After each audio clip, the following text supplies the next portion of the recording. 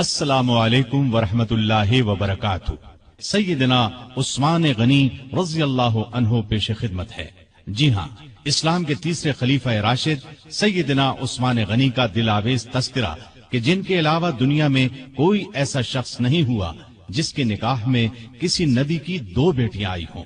اعلان نبوت سے پہلے نبی کریم صلی اللہ علیہ وسلم نے اپنی بیٹی رقیہ کو ان کے نکاح میں دیا۔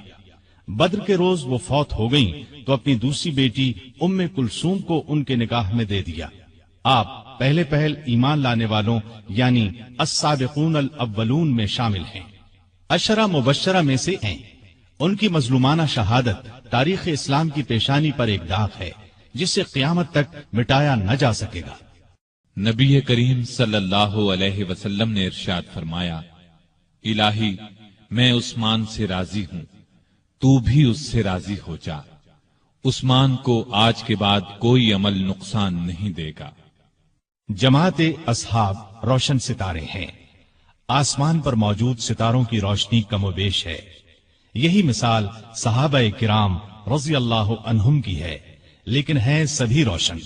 ان میں سب سے نمایاں، سب سے روشن اور سب سے تابناک بہرحال پہلے 4 صحابہ رضی اللہ عنہم ہی ہیں۔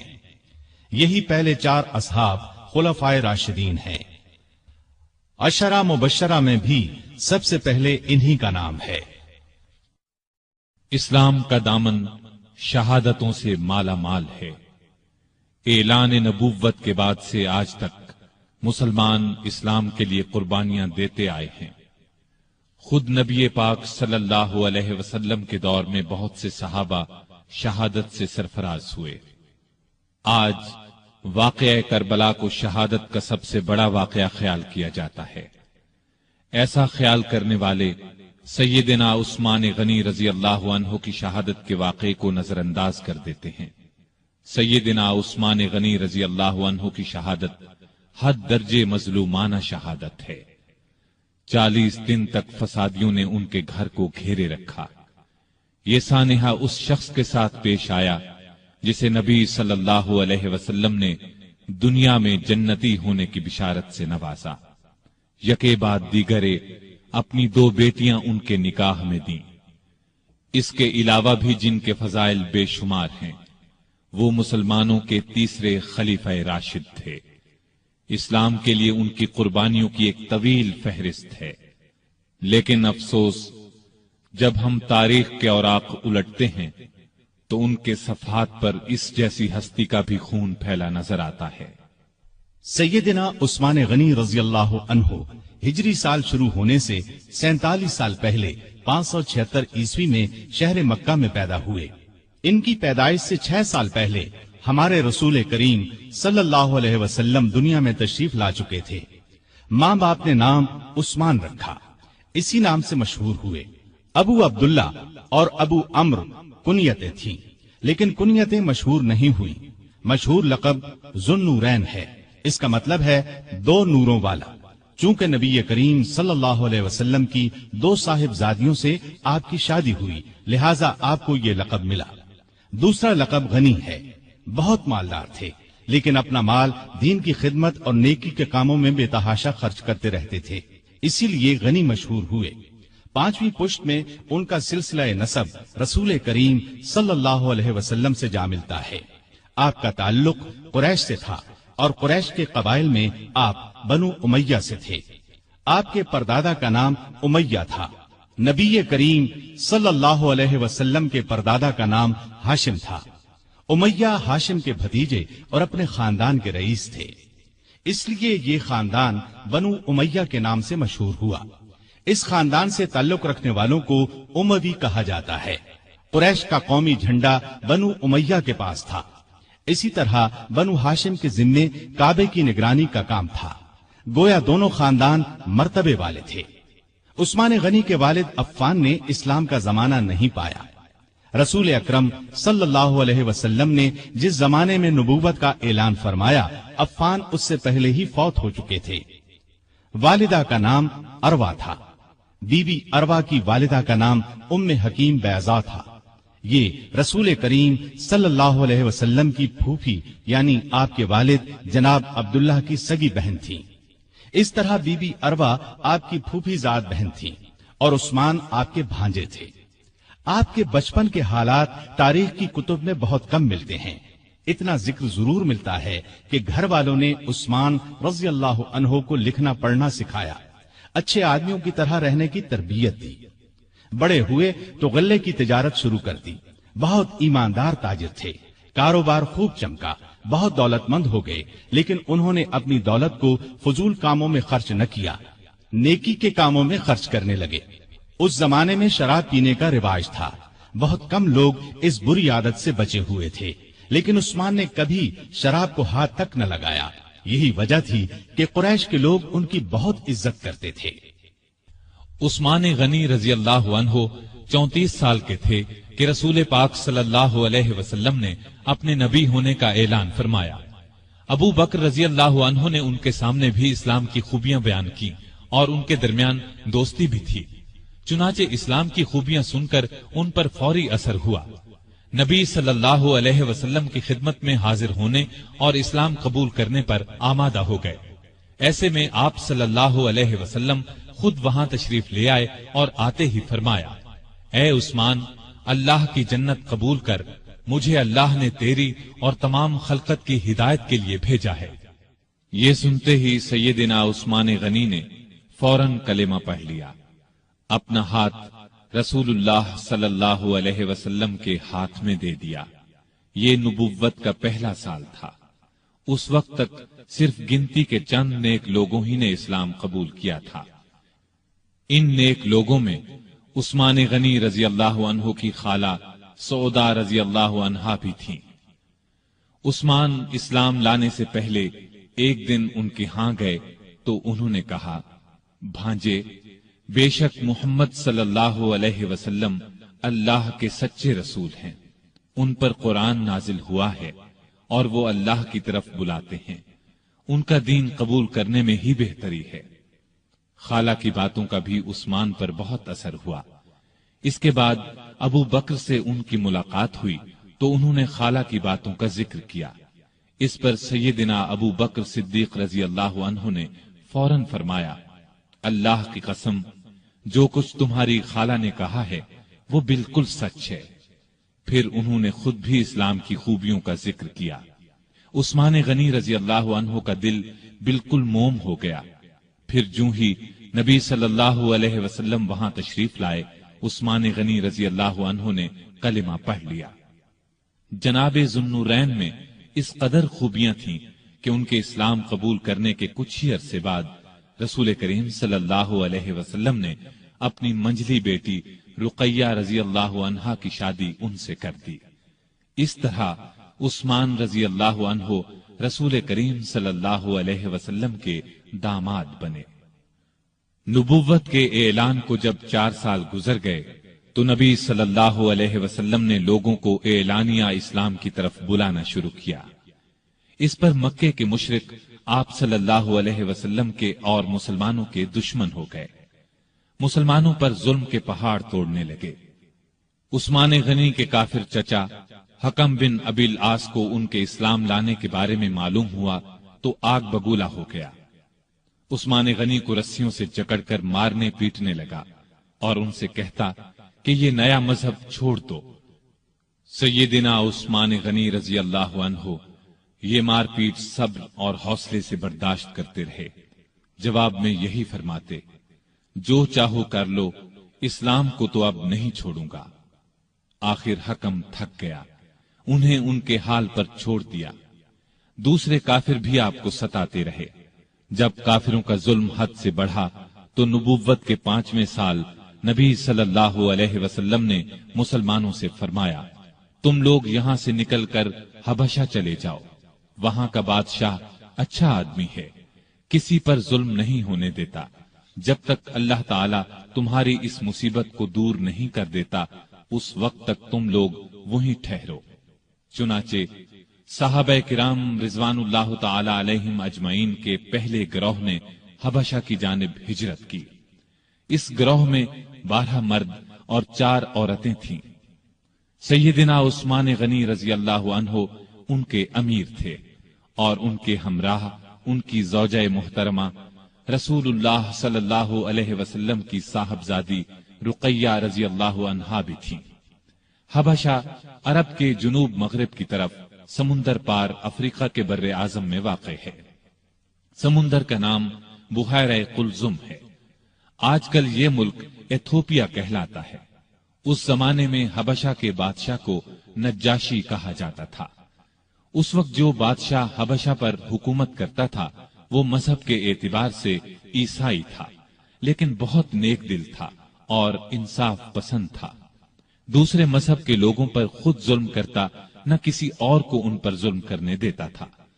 سیدنا عثمان غنی رضی اللہ عنہ کی ہجرت کے بارے میں نبی صلی اللہ علیہ وسلم نے یہ الفاظ ارشاد فرمائے: ابراہیم اور لوط علیہ السلام کے بعد عثمان غنی رضی اللہ عنہ پہلے شخص ہیں جنہوں نے اپنے گھر والوں کے ساتھ ہجرت کی۔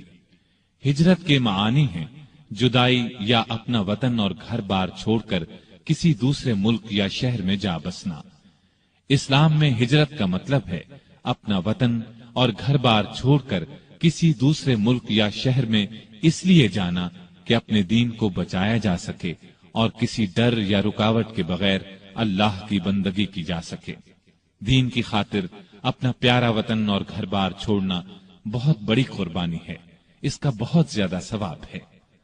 ان مسلمانوں کو ابھی حبشہ گئے 3 ماہ ہی گزرے تھے کہ ان تک یہ خبر پہنچی کہ مکے کے سبھی کافر مسلمان ہو گئے ہیں۔ یہ خبر سن کر انہیں بہت خوشی ہوئی۔ سب مکے کی طرف واپس پلٹے۔ عثمان غنی اور ان کی زوجہ محترمہ رقیہ بھی ساتھ تھیں۔ مکے کے پاس پہنچنے پر انہیں معلوم ہوا کہ وہ خبر غلط تھی۔ اب انہوں نے واپس حبشہ جانا مناسب نہ سمجھا۔ مکے کے سرداروں میں سے کسی نہ کسی کی پناہ حاصل کر کے مکے میں داخل ہو گئے۔ مکے میں وہی حال تھا۔ مسلمانوں پر خوب ظلم و ستم کے پہاڑ توڑے جا رہے تھے۔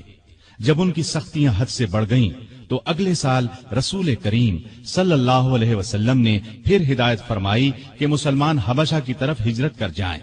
اس مرتبہ 102 مسلمان مرد اور عورتیں حبشہ کی طرف روانہ ہوئے۔ ان میں سیدنا عثمان غنی اور سیدہ رقیہ بھی تھے۔ یہ ان کی حبشہ کی طرف دوسری ہجرت تھی۔ حبشہ پہنچ کر یہ لوگ امن اور چین کی زندگی بسر کرنے لگے۔ قریش نے اپنے آدمی حبشہ بھیج کر کوشش کی کہ نجاشی ان لوگوں کو ان کے حوالے کر دے، لیکن اس نے ایسا کرنے سے انکار کر دیا۔ اس طرح یہ لوگ کئی سال وہاں رہے۔ نبی کریم صلی اللہ علیہ وسلم کے مدینے کی طرف ہجرت کرنے سے کچھ عرصہ قبل یہ پھر مکے پہنچے۔ نبوت کے 13ویں سال رسول پاک صلی اللہ علیہ وسلم نے مسلمانوں کو ہدایت کی کہ وہ ہجرت کر کے یثرب چلے جائیں۔ یثرب مکے کے شمال میں قریباً 421 کلومیٹر دور ایک بہت پرانا شہر تھا۔ وہاں کے رہنے والے بہت سے لوگ مسلمان ہو چکے تھے۔ انہوں نے نبی کریم صلی اللہ علیہ وسلم کو یثرب آنے کی دعوت دی اور یہ عزم ظاہر کیا کہ وہ مرتے دم تک آپ کی حفاظت اور مدد کریں گے۔ ان نیک لوگوں کو اسی لیے انصار یعنی مددگار کہا جاتا ہے۔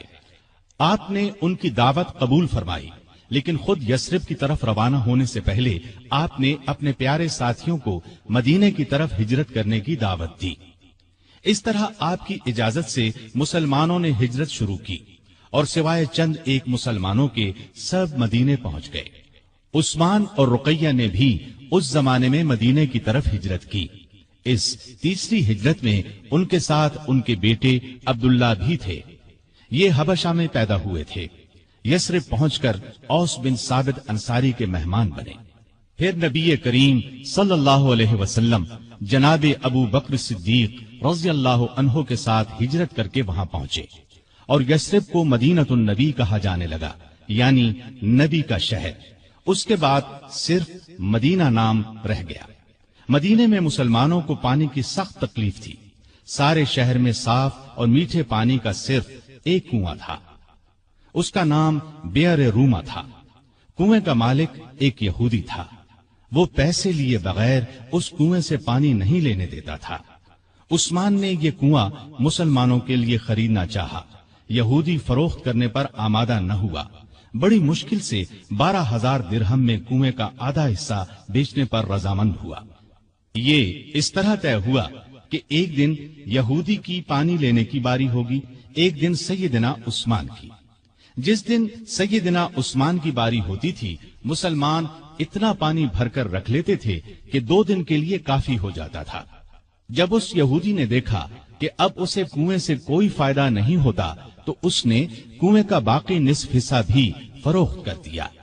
ये हिस्सा भी सैयदना उस्मान ने खरीद लिया और सारा कुआं मुसलमानों के लिए वक्फ कर दिया।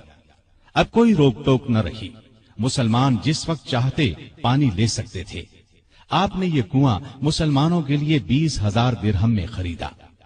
भाईचारा कराते वक्त नबी करीम सल्लल्लाहु अलैहि वसल्लम ने औस बिन साबित अंसारी को आपका भाई बनाया। हिजरत के बाद आप इन्हीं के हां उतरे थे। ऊंचे रुतबे के सहाबी थे। उहुद की लड़ाई में शहादत पाई। इब्तिदा में मस्जिद नबवी बहुत छोटी सी थी। मुसलमानों की तादाद में इजाफा हुआ तो नबी करीम सल्लल्लाहु अलैहि वसल्लम ने इरादा फरमाया 7 वाली जमीन मस्जिद के लिए खरीद ली जाए। आपने ऐलान फरमाया कि कोई है जो इस जमीन को खरीद कर मस्जिद में शामिल कर दे और बदले में जन्नत ले ले। इस पर सैयदना उस्मान फौरन आगे बढ़े, 10,000 दिरहम में जमीन खरीद कर मस्जिद के लिए पेश कर दी। हिजरत के दूसरे साल रमजान में बद्र की लड़ाई पेश आई। उस वक्त नबी सल्लल्लाहु अलैहि वसल्लम की प्यारी बेटी और उस्मान की ज़ौजा मुहतरमा सैयदा रुक़ैया रज़ी अल्लाहु अन्हा सख्त बीमार थीं। आप सल्लल्लाहु अलैहि वसल्लम ने उनकी देखभाल के लिए उस्मान रज़ी अल्लाहु अन्हु को मदीने में छोड़ा और उनसे फरमाया, तुम्हें उस शख्स के बराबर सवाब मिलेगा जो लड़ाई में शरीक होगा। तुम यहां रहकर रुक़ैया की तीमारदारी करो। आप सल्लल्लाहु अलैहि वसल्लम ने अपने एक और करीबी सहाबी उसामा बिन ज़ैद रज़ी अल्लाहु अन्हु को भी मदीने में छोड़ा ताकि वो तीमारदारी के सिलसिले में उस्मान रज़ी अल्लाहु अन्हु की मदद करें। जिस रोज बद्र का मारका हुआ और मुसलमानों को फतह नसीब हुई, उसी रोज मदीने में सैयदा रुक़ैया रज़ी अल्लाहु अन्हा का इंतकाल हुआ। सैयदना उस्मान गनी रज़ी अल्लाहु अन्हु को सैयदा रुक़ैया रज़ी अल्लाहु अन्हा की वफात से बहुत सदमा पहुंचा।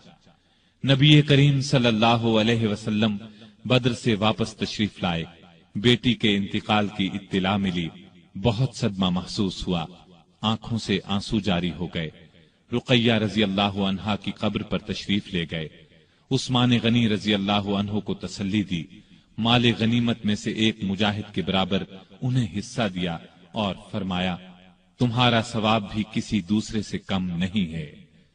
सैयदा रुक़ैया रज़ी अल्लाहु अन्हा की वफात के बाद सैयदना उस्मान गनी रज़ी अल्लाहु अन्हु बहुत गमगीन रहने लगे। कहा करते थे, अफसोस, रसूलुल्लाह सल्लल्लाहु अलैहि वसल्लम से मेरा रिश्ता टूट गया।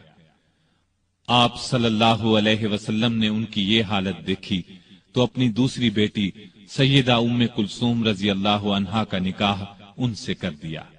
ये निकाह हिजरत के तीसरे साल रबीउल अव्वल के महीने में हुआ। इसके 2 महीने बाद उम्मे कुलसूम रज़ी अल्लाहु अन्हा की रुखसती हुई। हिजरत के तीसरे साल शव्वाल के महीने में ग़ज़वा उहुद पेश आया। इस लड़ाई में सैयदना उस्मान गनी रज़ी अल्लाहु अन्हु ने शिरकत की। दूसरे मुसलमानों की तरह बहादुरी से लड़े। दर्रे पर मुकर्रर 50 सवार जब इस दर्रे से हट गए और काफिरों ने उस तरफ से अचानक हमला किया तो मुसलमानों के पांव उखड़ गए।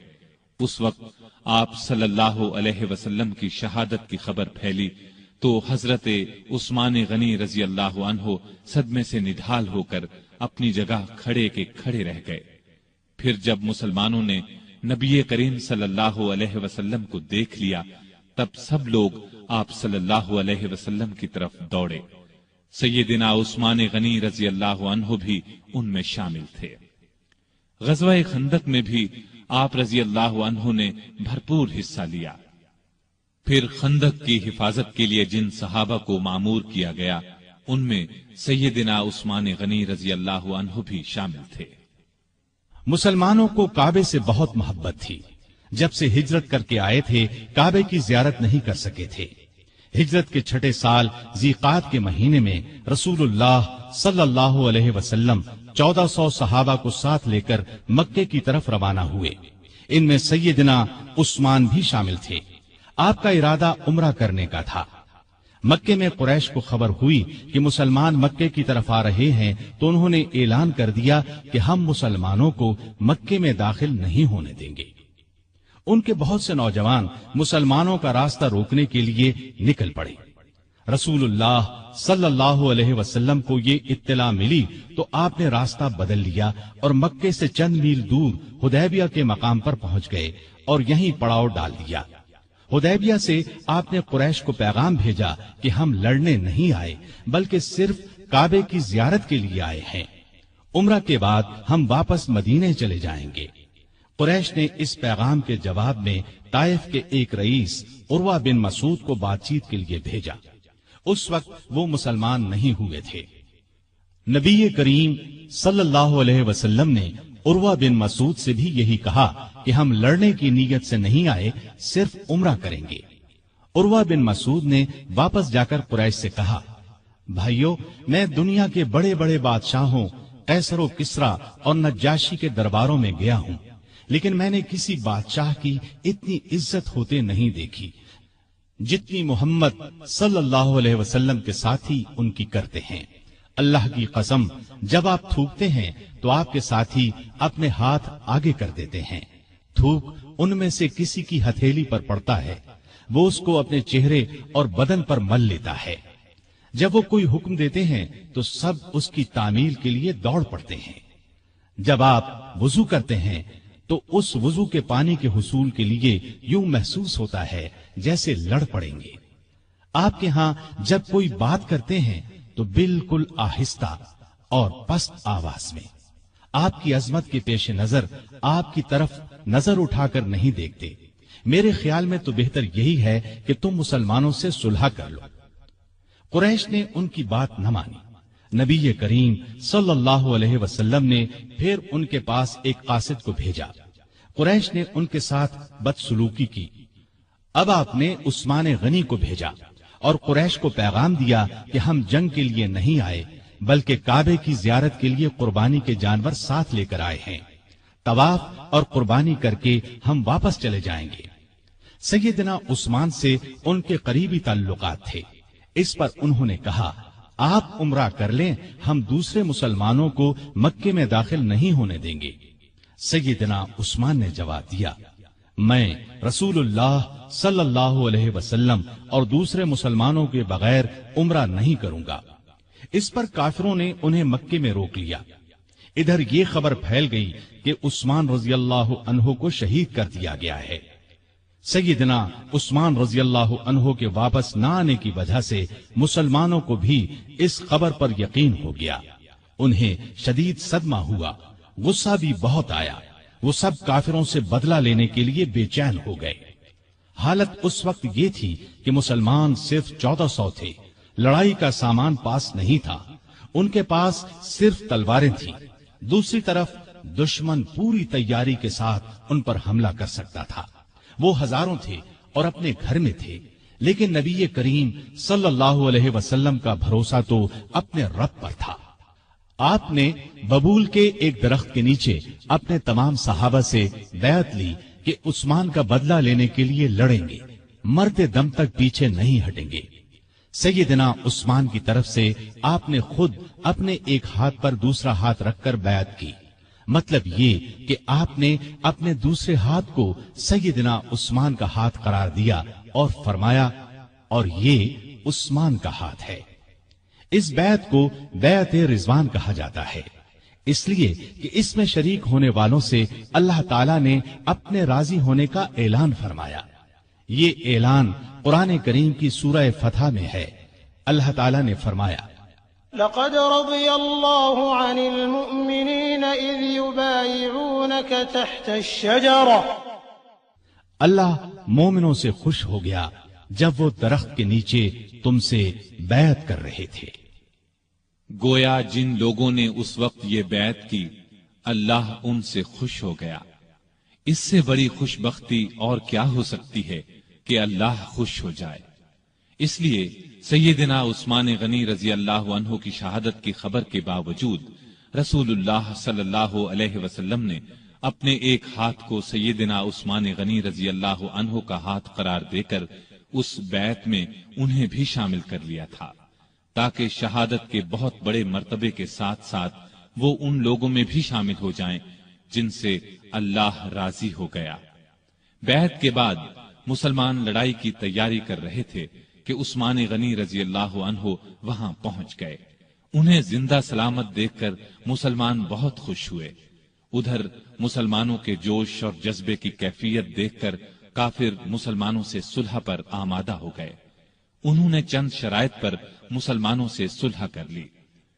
ایک معاہدہ لکھا گیا، اس میں یہ تمام شرائط درج کی گئیں۔ اس معاہدے کا نام صلح حدیبیہ مشہور ہوا اور یہ بیعت رضوان کے نام سے مشہور ہوئی۔ معاہدے کی ایک شرط یہ بھی تھی کہ اس سال مسلمان عمرہ کیے بغیر چلے جائیں۔ اگلے سال ذی-قعدہ کے مہینے میں قریش 3 دن کے لیے مکے سے نکل جائیں گے، مسلمان ان دنوں میں عمرہ کر لیں۔ چنانچہ آپ صلی اللہ علیہ وسلم تمام صحابہ کے ساتھ واپس چلے گئے۔ بیعت رضوان کے بعد عثمان غنی رضی اللہ عنہ خیبر کی لڑائی میں شریک ہوئے۔ یہ لڑائی ہجرت کے 7ویں سال محرم کے مہینے میں پیش آئی۔ فتح کے بعد رسول اللہ صلی اللہ علیہ وسلم نے سیدنا عثمان غنی رضی اللہ عنہ کو خیبر میں زمین کا ایک حصہ عنایت فرمایا۔ ہجرت کے 8ویں سال نبی کریم صلی اللہ علیہ وسلم 10,000 صحابہ کے ساتھ مکے کی طرف روانہ ہوئے۔ ان میں سیدنا عثمان غنی بھی شامل تھے۔ مکے کی فتح کے بعد حنین کی لڑائی میں بھی عثمان غنی رضی اللہ عنہ نے شرکت کی۔ اس کے بعد تبوک کی لڑائی کا واقعہ پیش آیا۔ روم کا بادشاہ مدینے پر حملہ کرنا چاہتا تھا۔ نبی کریم صلی اللہ علیہ وسلم نے آگے بڑھ کر اس کا مقابلہ کرنے کا ارادہ فرمایا۔ آپ صلی اللہ علیہ وسلم نے ارد گرد سے بھی مدد کے لیے مسلمانوں کو بلا لیا۔ اس طرح ایک بڑا لشکر جمع ہو گیا۔ اتنے بڑے لشکر کے لیے خوراک، ساز و سامان، ہتھیاروں اور سواریوں کا انتظام ایک مسئلہ تھا۔ اس لیے نبی کریم صلی اللہ علیہ وسلم نے مسلمانوں سے دل کھول کر چندہ دینے کا اعلان کیا اور فرمایا کہ ایسا کرنے والوں کے لیے جنت ہے۔ مسلمانوں نے اس موقع پر ایک دوسرے سے بڑھ چڑھ کر حصہ لیا۔ سیدنا ابو بکر رضی اللہ عنہ گھر کا سارا سامان لے آئے۔ سیدنا عمر فاروق رضی اللہ عنہ گھر کا نصف سامان لے آئے۔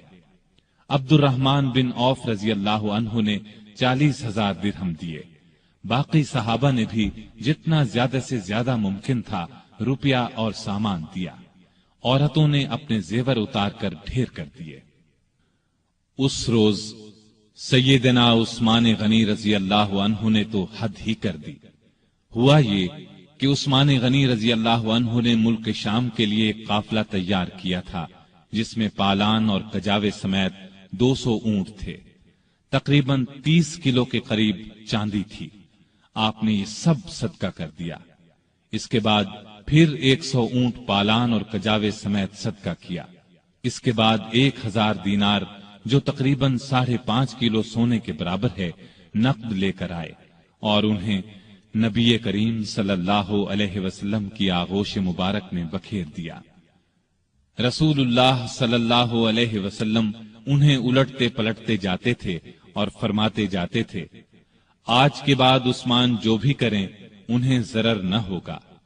اس کے بعد سیدنا عثمان غنی رضی اللہ عنہ نے پھر صدقہ کیا اور صدقہ کیا، یہاں تک کہ ان کے صدقے کی مقدار نقدی کے علاوہ 900 اونٹ اور 100 گھوڑوں تک جا پہنچی۔ غزوہ تبوک کے سفر کے موقع پر بھی عثمان رضی اللہ عنہ ساتھ تھے۔ واپسی پر ام کلثوم رضی اللہ عنہا چند دن بیمار رہ کر وفات پا گئیں۔ نبی صلی اللہ علیہ وسلم اور عثمان رضی اللہ عنہ کو شدید صدمہ پہنچا۔ ہجرت کا 24واں سال شروع ہونے سے 3 دن پہلے دوسرے خلیفہ سیدنا عمر فاروق رضی اللہ عنہ فجر کی نماز پڑھا رہے تھے کہ ایرانی غلام ابو لؤلؤ فیروز نے ان پر خنجر سے وار کیے۔ اس پر وہ سخت زخمی ہو گئے۔ جب انہیں بچنے کی کوئی امید نہ رہی تو 6 صحابہ کے نام تجویز کیے اور فرمایا کہ ان میں سے کسی ایک کو خلیفہ چن لینا۔ ان 6 صحابہ کے نام یہ ہیں: عثمان، علی، طلحہ، زبیر، عبد الرحمن بن عوف اور سعد بن ابی وقاص رضی اللہ عنہم۔ سیدنا عمر فاروق رضی اللہ عنہ نے 1 محرم کو وفات پائی۔ اس کے بعد 2 دن تک خلافت پر بات ہوتی رہی۔ آخر سیدنا عثمان غنی رضی اللہ عنہ کو خلیفہ چن لیا گیا۔ خلافت کے وقت عمر 70 برس سے زیادہ تھی۔ اپنی شہادت تک تقریباً 12 سال خلیفہ رہے۔ اس عرصے میں کئی نئے ملک اور علاقے فتح ہوئے۔ اسلامی حکومت کا رقبہ لاکھوں مربع میل بڑھ گیا۔ ایک شاندار بحری بیڑا تیار ہوا۔ ان کے زمانے میں آذربائیجان سیدنا خالد بن ولید رضی اللہ عنہ کے ہاتھ پر دوبارہ فتح ہوا۔ اسی طرح آرمینیا فتح ہوا۔ 27 ہجری کو سیدنا عبداللہ بن سعد بن ابی سرح رضی اللہ عنہ نے افریقہ پر چڑھائی کی۔ اس طرح طرابلس، قبرص، تبرستان اور جرجان کے علاقے فتح ہوئے۔ 29 ہجری میں تو گویا فتوحات کا سیلاب ہی آ گیا۔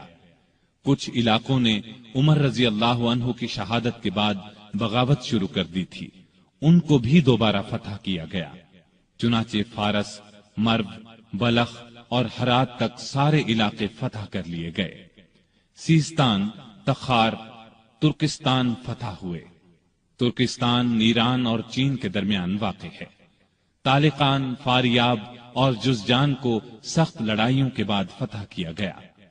بہت سے علاقے اسلام کے پرچم تلے آ گئے، یہاں تک کہ اسلامی حکومت کی سرحد چین کی سرحد سے جا ملی۔ ایک سالار عبد الرحمن بن سمرہ رضی اللہ عنہ بلوچستان تک آ پہنچے اور اس کے بڑے حصے پر قبضہ کر لیا۔ اس زمانے میں بلوچستان نام کا کوئی صوبہ نہیں تھا۔ اس علاقے کو سندھ کا حصہ سمجھا جاتا تھا۔ پھر پورے ایران کو فتح کر لیا گیا۔ کابل سمیت وہ تمام علاقے اسلامی حکومت میں شامل ہو گئے جو آج کل افغانستان، بلوچستان اور وسط ایشیا کا حصہ ہیں۔ ایران میں آئے دن بغاوتیں ہوتی رہتی تھیں۔ اس کی وجہ یہ تھی کہ ایران کا آخری آتش پرست حکمران یزدگرد ابھی زندہ تھا۔ سیدنا عمر فاروق رضی اللہ عنہ کے زمانے میں وہ بھاگ کر ترکستان چلا گیا تھا۔ سیدنا عثمان غنی رضی اللہ عنہ کے دور میں وہ خراسان اور پھر سیستان پہنچا۔ مسلمانوں کے خلاف بغاوت کی، لیکن اسلامی لشکر نے دونوں جگہ اس کی بغاوت کو کچل دیا۔ خود یزدگرد ایک پنچکی والے دیہاتی کے ہاتھوں مارا گیا۔ یہ واقعہ عثمان غنی رضی اللہ عنہ کی خلافت کے 8ویں سال پیش آیا۔ اس کے بعد ایران میں بغاوتوں کا سلسلہ رک گیا۔ اس کے بعد روم کے بادشاہ کانسٹینس نے شام اور مصر پر حملے کا ارادہ کیا۔ وہ 500 جنگی جہازوں کے بحری بیڑے کے ساتھ اسلامی ساحلوں کی طرف بڑھا، لیکن اسلامی لشکر نے اسے زبردست لڑائی کے بعد شکست فاش دی۔ رومی دم دبا کر بھاگے۔ بھاگنے والوں میں ان کا بادشاہ بھی تھا۔ اس جنگ کو مستولوں والی جنگ کہا جاتا ہے۔ اس طرح رومیوں کا غرور خاک میں مل گیا۔ رومی بحری بیڑے کا روب ہمیشہ کے لیے خاک میں مل گیا۔ سمندری لڑائی میں مسلمانوں کی یہ جیت سیدنا عثمان غنی رضی اللہ عنہ کی خلافت کے زمانے کا اتنا عظیم الشان کارنامہ ہے کہ ہم اس پر فخر کر سکتے ہیں۔ سیدنا عثمان غنی رضی اللہ عنہ کے زمانے کی فتوحات 2 قسم کی ہیں۔ سیدنا عمر رضی اللہ عنہ کے زمانے میں جو علاقے فتح ہوئے تھے ان میں سے کچھ باغی ہو گئے تھے۔ سیدنا عثمان غنی رضی اللہ عنہ کے دور خلافت میں ان علاقوں کو پھر سے فتح کیا گیا۔ اس طرح ان علاقوں پر دوبارہ اسلام کا جھنڈا لہرانے لگا۔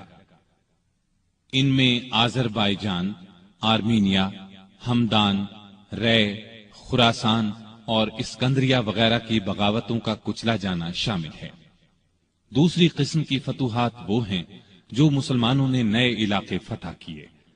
ان میں افریقہ یعنی طرابلس، مراکش، الجزائر، تیونس کے علاقے، نیز ان کے علاوہ قبرص، طبرستان، جرجان، افغانستان، ترکستان اور قفقاز وغیرہ فتح ہوئے۔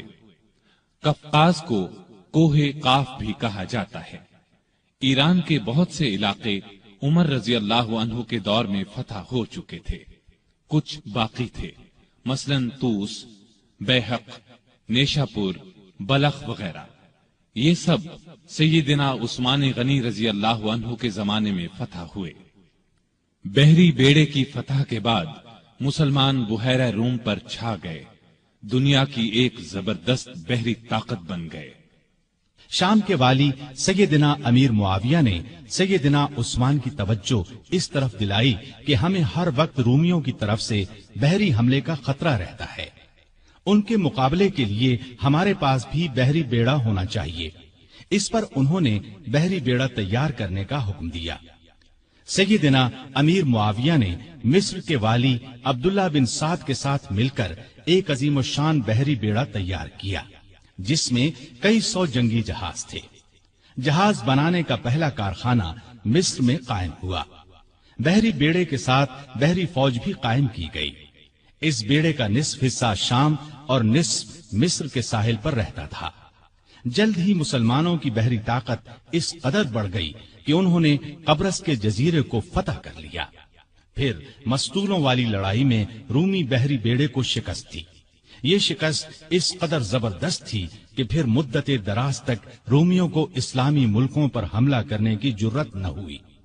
سیدنا عثمان نے اپنے زمانے میں رفاع عامہ یعنی عام لوگوں کی بھلائی کے بے شمار کام کیے۔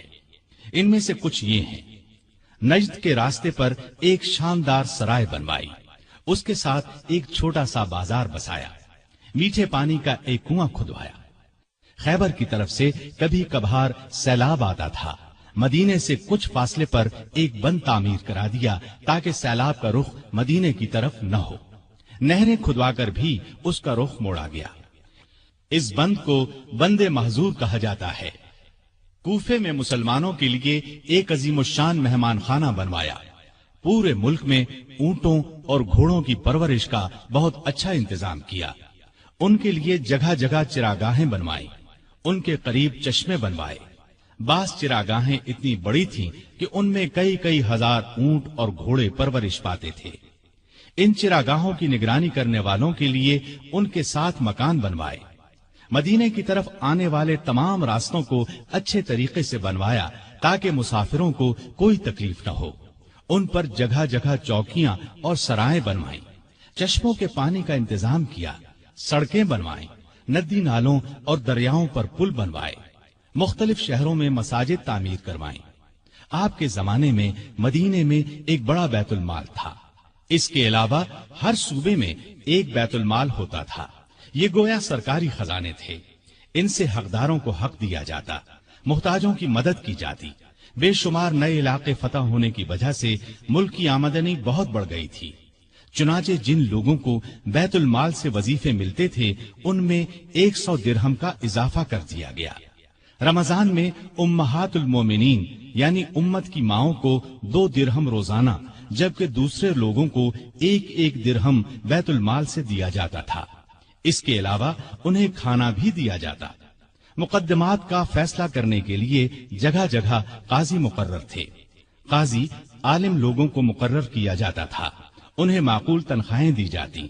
قاضی حاکم کے ماتحت نہیں ہوتے تھے۔ اس طرح وہ ہر مقدمے کا فیصلہ قرآن اور حدیث کے مطابق کرتے تھے۔ ان پر کسی کا کوئی دباؤ نہیں ہوتا تھا۔ بڑے بڑے شہروں میں مفتی بھی تھے۔ قاضی حضرات کو کسی مسئلے میں کوئی مشکل پیش آتی تو وہ مفتیوں سے فتویٰ طلب کرتے، ان کے فتووں کے مطابق فیصلہ کرتے۔ حکومت کے کاموں میں سیدنا عثمان بڑے بڑے بزرگ صحابہ سے مشورے لیتے تھے۔ آپ ساری زندگی اپنے مال سے دین کی خدمت کرتے رہے۔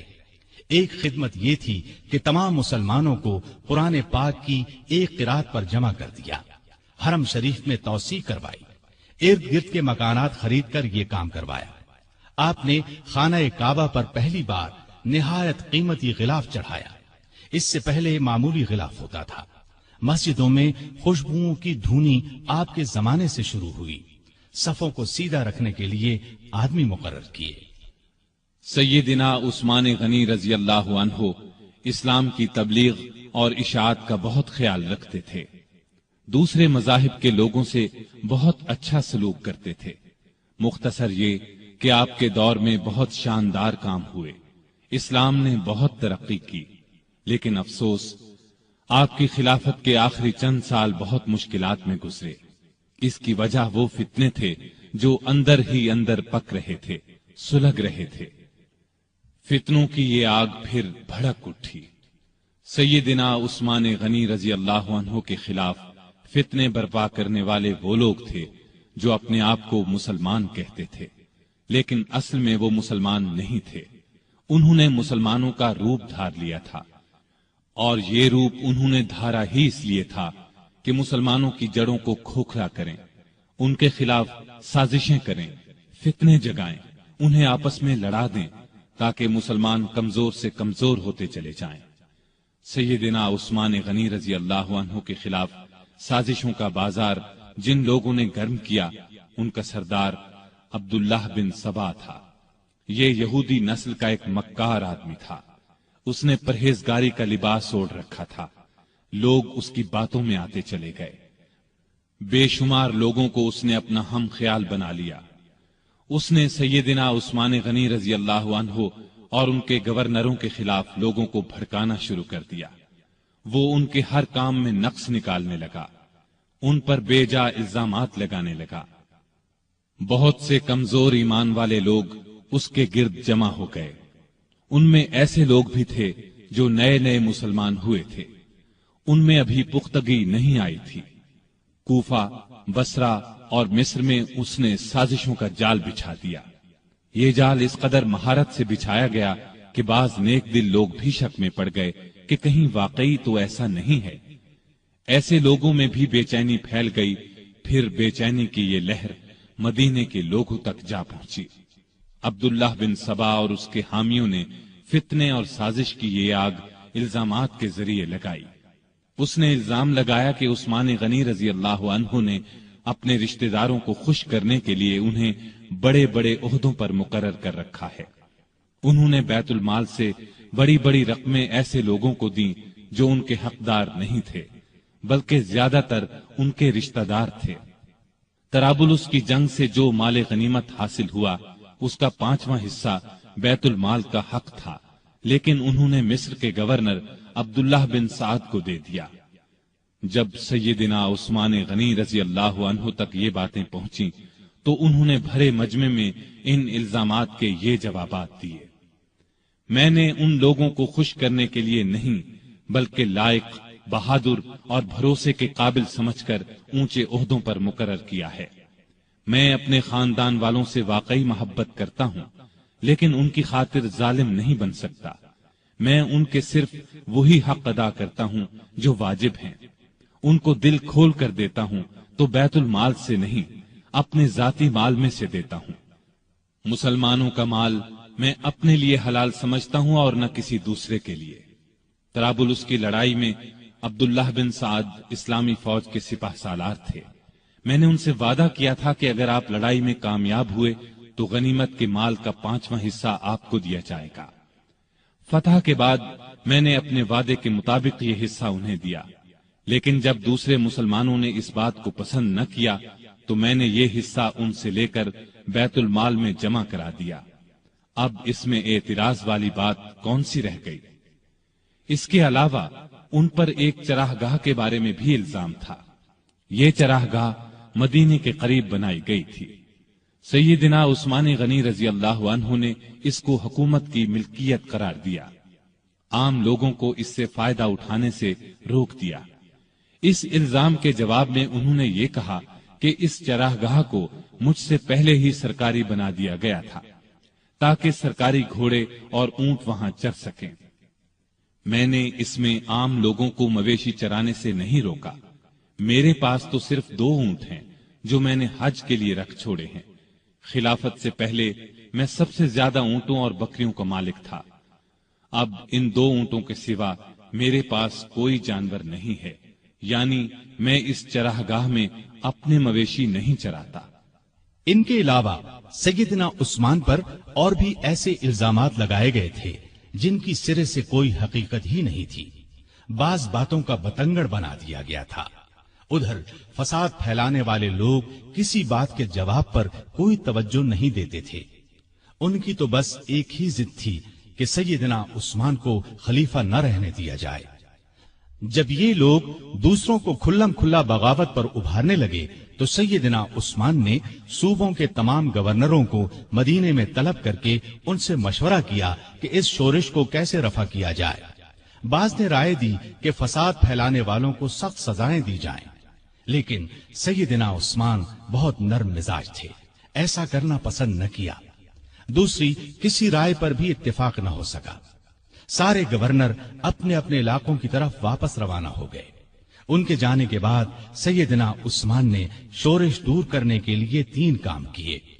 ایک یہ کہ کوفے کا گورنر سعید بن عاص کی جگہ بزرگ صحابی ابو موسیٰ اشعری کو مقرر فرمایا، کیونکہ کوفے کے باغی سعید بن عاص کے دشمن بن چکے تھے اور انہوں نے یہ مطالبہ کیا تھا کہ ابو موسیٰ اشعری کو کوفے کا گورنر بنایا جائے۔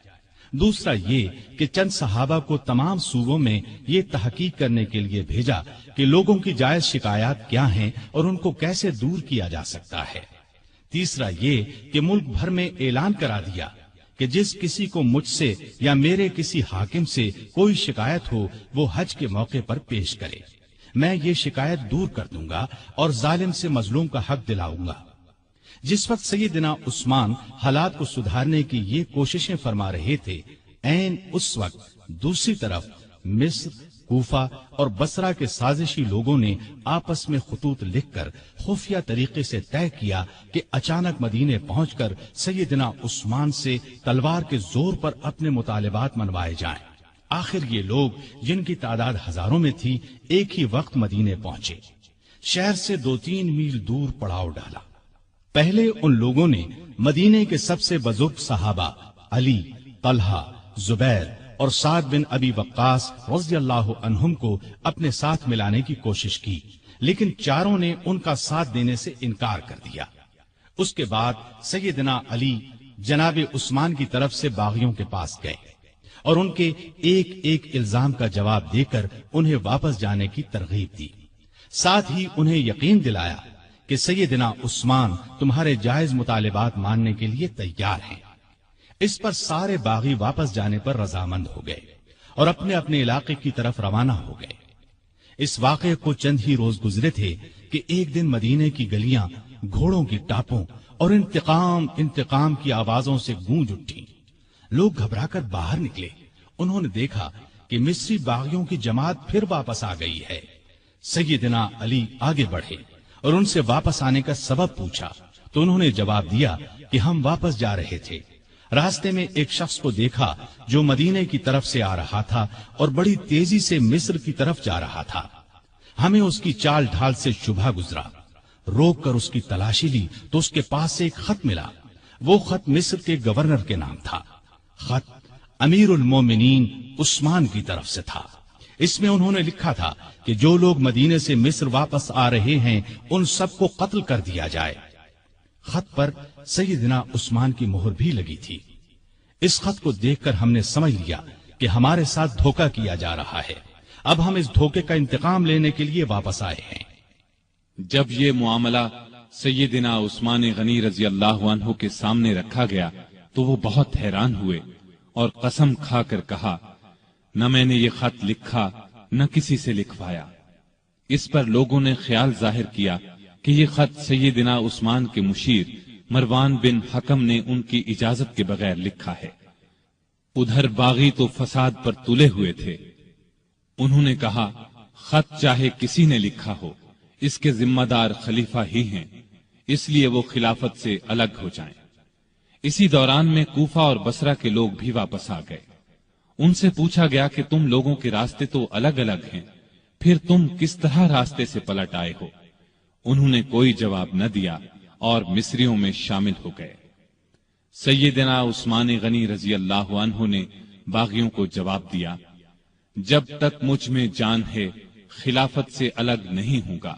میں تمہاری ہر جائز شکایت کو دور کرنے کے لیے تیار ہوں، لیکن تمہارے کہنے سے خلافت کی قمیص کو نہیں اتاروں گا، اس لیے کہ یہ قمیص مجھے اللہ نے پہنائی ہے، اور مجھے رسول اللہ صلی اللہ علیہ وسلم نے فرمایا تھا کہ اللہ تعالیٰ تجھے قمیص پہنائے گا، پھر اسے اتارنے کے لیے لوگ آئیں گے تو اسے نہ اتارنا۔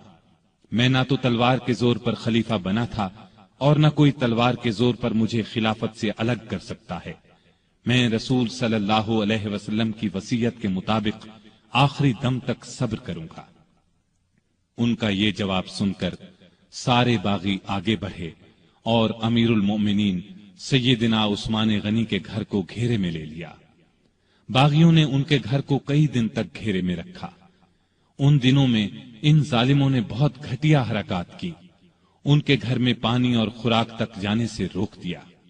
ایک روز ام المؤمنین سیدہ ام حبیبہ رضی اللہ عنہا نے کھانے پینے کی کچھ چیزیں لے کر سیدنا عثمان غنی تک جانے کی کوشش کی، لیکن ظالم باغیوں نے ان کی بے ادبی کی اور آگے نہ جانے دیا۔ ایک روز سیدنا علی رضی اللہ عنہ نے اپنے چند آدمیوں کے ذریعے پانی کی 3 مشکیں بھجوائیں۔ ان آدمیوں کو باغیوں نے روکا، لیکن وہ لڑ بھیڑ کر اور کئی زخم کھا کر پانی کی مشکیں اندر لے جانے میں کامیاب ہو گئے۔ 1-2 بار پڑوس کے گھروں سے بھی خوراک اور پانی کی مدد پہنچی، لیکن یہ اتنی کم ہوتی تھی کہ بڑی مشکل سے 1-2 دن گزرتے تھے۔ مدینے میں جتنے بھی بزرگ اور جلیل القدر صحابہ موجود تھے، ان سب نے باغیوں کو بہت سمجھایا، لیکن باغیوں نے ان کا بھی لحاظ نہ کیا، کوئی بات نہ مانی۔ خود امیر المؤمنین سیدنا عثمان غنی رضی اللہ عنہ نے کئی مرتبہ باغیوں کو سمجھانے کی کوشش کی، مکان کی چھت پر جا کر کئی مرتبہ ان کے سامنے بہت با اثر تقاریر کی، انہیں یاد دلایا کہ رسول اللہ صلی اللہ علیہ وسلم جب مدینے تشریف لائے تھے تو مسجد نبوی کے لیے جگہ تنگ تھی۔ آپ نے اعلان فرمایا تھا کہ جو شخص مسجد کے لیے زمین خریدے گا اسے جنت میں جگہ ملے گی۔ میں نے ہی یہ جگہ خرید کر مسجد میں شامل کی تھی، لیکن آج تم مجھے اس مسجد میں نماز پڑھنے سے روکتے ہو۔ ہجرت کے بعد سارے مدینے میں بس ایک ہی کنواں تھا۔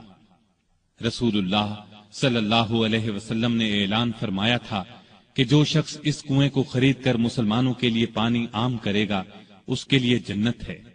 کیا تمہیں علم نہیں ہے کہ میں نے ہی یہ کنواں خرید کر مسلمانوں کے حوالے کیا تھا، لیکن آج تم نے مجھ پر اس کا پانی بند کر دیا ہے۔ رسول اللہ صلی اللہ علیہ وسلم کے ساتھ میرا کیا تعلق تھا، کیا تم یہ بھی نہیں جانتے؟ ان کی یہ تمام باتیں بھی پتھر دل باغیوں کو ہلا نہ سکی۔ ان ظالموں نے امیر المؤمنین کے مکان کو آنے والے تمام راستوں پر پہرے بٹھا دیے تاکہ مدینے کے لوگ ان کی مدد کو نہ پہنچ سکیں۔ پھر بھی 700 بہادر مسلمان ہتھیار لگا کر کسی نہ کسی طرح سیدنا عثمان غنی رضی اللہ عنہ کے پاس پہنچ گئے اور امیر المؤمنین سے کہا، اگر آپ اجازت دیں تو ہم ان باغیوں سے لڑیں۔ اس پر عثمان غنی رضی اللہ عنہ نے فرمایا، میں تم لوگوں کو اللہ کا واسطہ دیتا ہوں کہ کوئی شخص میرے لیے اپنا خون نہ بہائے۔ اس پر چند نوجوانوں کے سوا نہ چاہتے ہوئے بھی باقی لوگ واپس چلے گئے۔ سیدنا عثمان غنی رضی اللہ عنہ نے یہ بھی پسند نہ فرمایا کہ رسول اللہ صلی اللہ علیہ وسلم کے شہر کو چھوڑ کر کسی دوسرے شہر چلے جائیں۔ وہ تمام مصیبتیں صبر اور شکر سے برداشت کرتے رہے، لیکن گوارا نہ کیا کہ لوگ ان کی خاطر ایک دوسرے کا خون بہائیں۔ ادھر مدینے میں یہ ہو رہا تھا، ادھر مکے میں حج ہو رہا تھا۔ اکثر لوگ حج کے لیے گئے ہوئے تھے۔ باغی بھی یہ سوچ رہے تھے کہ حج کے بعد لوگ مدینے کا رخ کریں گے اور موقع ہاتھ سے نکل جائے گا، چنانچہ وہ سیدنا عثمان کے قتل کا مشورہ کرنے لگے۔ سیدنا عثمان کو ان کے ارادے کی خبر ہوئی تو انہوں نے مکان کی چھت پر کھڑے ہو کر باغیوں کے سامنے یہ تقریر کی، لوگو، آخر تم مجھے کس جرم میں قتل کرنا چاہتے ہو؟ اسلام 3 صورتوں کے علاوہ کسی مسلمان کے قتل کرنے کی اجازت نہیں دیتا، یا تو وہ اسلام لانے کے بعد اس سے پھر جائے، یا شادی کے بعد بدکاری کرے، یا کسی کو جان بوجھ کر قتل کرے۔ اللہ کی قسم میں نے ان تینوں میں سے کوئی گناہ نہیں کیا، پھر تم میرے خون کے پیاسے کیوں ہو؟ باغیوں پر اس تقریر کا بھی کوئی اثر نہ ہوا۔ انہوں نے 18 ذوالحج 35 ہجری کو امیر المومنین کے مکان پر حملہ کر دیا۔ گھر کے بڑے دروازے پر حسن بن علی، عبداللہ بن زبیر، محمد بن طلحہ رضی اللہ عنہم اور کچھ دوسرے نوجوان پہرا دے رہے تھے۔ انہوں نے باغیوں کا زبردست مقابلہ کیا اور زخم کھا کر بھی انہیں اندر داخل نہ ہونے دیا۔ اب 4 باغی ساتھ کے ایک مکان کے ذریعے دیوار پھاند کر اندر داخل ہو گئے۔ اس وقت سیدنا عثمان روزے سے تھے اور قرآن پاک کی تلاوت کر رہے تھے۔ ظالموں نے لوہے کی ایک سلاخ، نیزے اور تلوار سے ان پر وار کیے۔ ان کی زوجہ محترمہ سیدہ نائلہ انہیں بچانے کے لیے آگے بڑھیں تو تلوار کے وار سے ظالموں نے ان کی انگلیاں کاٹ دیں۔ اس طرح ظالموں نے 82 سالہ نہت امیر المومنین سیدنا عثمان رضی اللہ عنہ کو شہید کر دیا۔ انا للہ و انا الیہ راجعون۔ انہیں شہید کر دیا جنہوں نے اپنے آپ کو بچانے کے لیے ان کا خون بہانا پسند نہیں فرمایا تھا، ورنہ وہ فوج بلا کر ان سب کو قتل کروا سکتے تھے۔ ان کا خون قرآن کے ان الفاظ پر گرا، فَسَيَكْفِيكَهُمُ اللَّهُ۔ وہ جمعے کے دن کا تیسرا پہر تھا۔ ان کی شہادت کی خبر سن کر لوگ سناٹے میں آ گئے۔ ان کے گمان میں بھی نہیں تھا کہ بات یہاں تک پہنچ جائے گی۔ جنازہ رات کے وقت لے جایا گیا، ڈر تھا کہ باغی ناش کی بے حرمتی نہ کریں۔ اس مظلوم شہید کو بقیع الغرقد المعروف جنت البقیع میں دفن کیا گیا۔ آپ بہت خوبصورت تھے، ہمیشہ صاف ستھرا لباس پہنتے تھے، لیکن ایسا لباس نہیں پہنتے تھے جس سے غرور پیدا ہو۔ گھر کے افراد کو بھی ایسا لباس نہیں پہننے دیتے تھے۔ غذا عام طور پر سادہ اور نرم کھاتے تھے۔ اپنی روزی کپڑے اور غلے وغیرہ کی تجارت سے کماتے تھے۔ بہت دیانتدار اور کامیاب تاجر تھے۔ اپنی دولت اللہ کے راستے میں لٹاتے رہتے تھے۔ بہت زیادہ صفائی پسند تھے۔ جس دن سے مسلمان ہوئے تھے ہر روز غسل فرماتے تھے۔ خوشبو بہت پسند تھی۔ فرض نمازوں اور روزوں کی سختی سے پابندی کے علاوہ نفلی عبادت بھی بہت کرتے تھے۔ اکثر تیسرے دن روزہ رکھتے، رات کو صرف اتنا کھاتے کہ انسان زندہ رہ سکے۔ بعض اوقات تو ساری رات عبادت میں گزار دیتے۔ قرآن مجید کی تلاوت کا بہت زیادہ شوق تھا۔ تلاوت کے بغیر کوئی دن نہ گزرتا تھا۔ ہر سال حج کے لیے جاتے، آخری سال باغیوں کے محاصرے کی وجہ سے نہ جا سکے۔ لکھنا پڑھنا جانتے تھے، وحی کی کتابت بھی کرتے تھے۔ وحی نازل ہوتی تو اکثر نبی کریم صلی اللہ علیہ وسلم انہیں لکھنے کے لیے بلاتے۔ قرآن کے بہت بڑے عالم اور حافظ تھے۔ رسول اللہ صلی اللہ علیہ وسلم کی 146 احادیث آپ کے ذریعے سے امت تک پہنچی۔ شریعت کے مسائل سے بخوبی واقف تھے۔ لوگ ان سے مسئلے پوچھتے تھے۔ نبی کریم صلی اللہ علیہ وسلم کی دوسری بیٹی سیدہ ام کلثوم کی وفات کے بعد آپ نے کچھ اور نکاح بھی کیے۔ 9 یا 7 بیٹیاں اور 8 بیٹے ہوئے۔ 2 بیٹے بچپن ہی میں فوت ہو گئے۔ ان کے ایک بیٹے ابان نے شہرت پائی، بنو امیہ کی حکومت میں اونچے عہدوں پر کام کیا۔ حیا سیدنا عثمان میں بہت زیادہ تھی، حتیٰ کہ فرشتے بھی ان سے حیا کرتے تھے۔ اللہ کا خوف بہت تھا۔ موت، قبر اور قیامت کا ہر وقت خیال رہتا۔ آپ کی سخاوت انتہا کو پہنچی ہوئی تھی۔ کوئی دن ایسا نہیں گزرتا تھا جس میں وہ خیرات نہ کرتے ہوں۔ وہ اللہ تعالی کے اس ارشاد کی مکمل تصویر تھے۔ جو لوگ ضرورت مندوں کے لیے دل کو تنگ کیے بغیر اپنا مال خرچ کرتے ہیں وہی کامیاب ہیں۔ سیدنا عثمان غنی رضی اللہ عنہ نے بئر روما خرید کر مسلمانوں کے لیے عام کر دیا۔ مسجد نبوی کی توسیع کے لیے زمین خریدی۔ سیدنا علی رضی اللہ عنہ کی سیدہ فاطمہ رضی اللہ عنہا سے شادی کا موقع آیا تو انہوں نے اپنی زرہ سیدنا عثمان رضی اللہ عنہ کے ہاتھ 480 درہم میں بیچ دی۔ عثمان رضی اللہ عنہ نے اس رقم کے ساتھ وہ زرہ بھی انہیں واپس تحفے میں دے دی۔ تبوک کے موقع پر تو ان کی دریا دلی کی انتہا نہ رہی۔ قحط کے موقع پر غلے سے لدے ہوئے اونٹ لوگوں میں تقسیم کر دیے۔ ہر جمعے کو ایک غلام آزاد کرتے تھے۔ کسی جمعے نہ کر پاتے تو آئندہ جمعے 2 غلام آزاد کرتے۔ اپنی خلافت کے زمانے میں بیت المال سے اپنی ذات کے لیے 1 درہم بھی نہ لیا، اگرچہ وہ کم از کم 5000 درہم ہر سال لینے کے حقدار تھے۔ 12 سالہ خلافت میں 60,000 درہم گویا انہوں نے مسلمانوں کے لیے چھوڑ دیے۔ آپ رضی اللہ عنہ میں سادگی انتہا کو پہنچی ہوئی تھی۔ اپنے کام اپنے ہاتھوں سے کرتے تھے۔ ایک مرتبہ ایک غلام نے سیدنا عثمان غنی رضی اللہ عنہ کو دعوت دی۔ اس کی دعوت خوشی سے قبول کر لی۔ نہایت صابر تھے، تمام مصیبتیں نہایت صبر سے برداشت کی، اپنے حامیوں کو مخالفین پر تلوار نہ اٹھانے دی۔ نبی اکرم صلی اللہ علیہ وسلم سے آپ کو بے انتہا محبت تھی۔